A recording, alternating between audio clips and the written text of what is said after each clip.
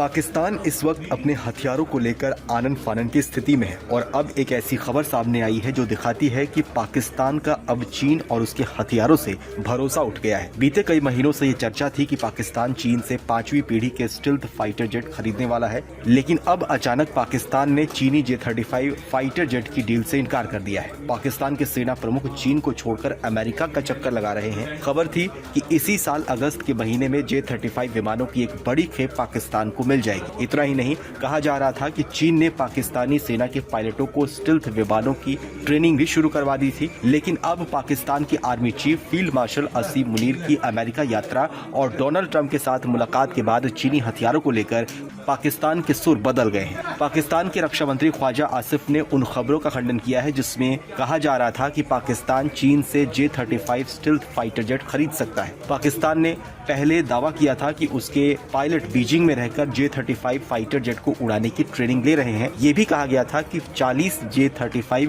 Fighter jet का सौदा हो चुका है। हालांकि अब पाकिस्तानी रक्षा मंत्री चीन के साथ इस डील से इनकार कर रहे हैं। माना जा रहा है कि इसके पीछे कई वजह हैं और इसके पीछे की सबसे बड़ी वजह यह है कि चीनी हथियारों से पाकिस्तान का भरोसा अब उठ चुका है।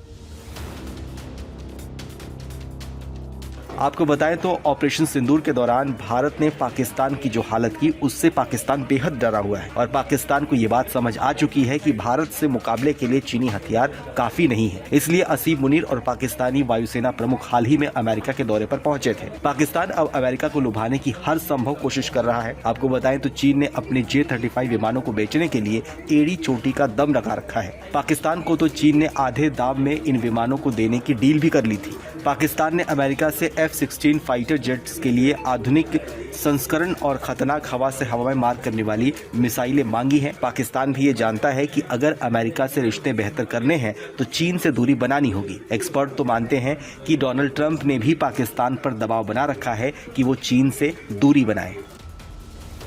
जैसे कि मैं सो रहा हूँ तो पिताजी को जगाना है मुझे, तो वो डायरेक्ट उठाने के बजाय, और हिंसा की परंपरा मेरे यहाँ नहीं थी सौभाग्य से, तो वो क्या करते थे कि उस कमरे में आ जाएंगे या बाहर से गुजरेंगे और चौपाई बोलेंगे, प्रात काल उठ के रघुनाथा